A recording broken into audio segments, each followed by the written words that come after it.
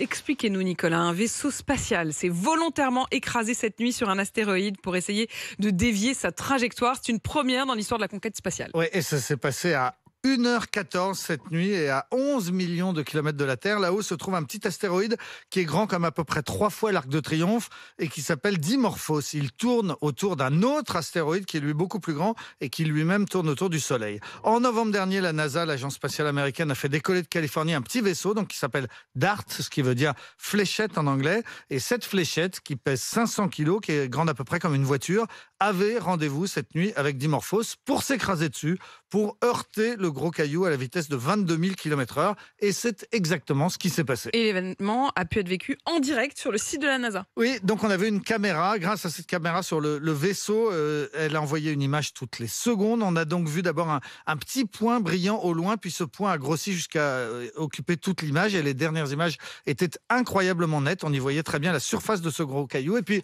soudain, plus rien, le noir à l'image, ce qui était la preuve que la mission avait réussi. Avant la collision, le vaisseau avait aussi largué un autre mini-satellite qui est gros comme une boîte de chaussures et qui était équipé d'une caméra. Ce satellite, conçu par des Italiens, devait filmer le crash à une distance d'environ 50 km et donc nous offrir un autre point de vue, sauf que l'on ne recevra pas ces images avant plusieurs semaines. Et que doit provoquer exactement cette expérience? Alors, elle doit modifier la trajectoire du petit astéroïde. Pour l'instant, il fait le tour du plus grand astéroïde en 11 heures et 55 minutes. Si les calculs des ingénieurs de la NASA sont exacts, à l'avenir, il effectuera cette révolution non plus en 11 heures et 55 minutes, mais en 11 heures et 45 minutes, 10 minutes de moins. Ça peut paraître un changement minime, mais c'est historique, parce que si ça marche, ce serait tout simplement la première fois que l'homme parviendrait à modifier la trajectoire d'un corps naturel dans le système solaire.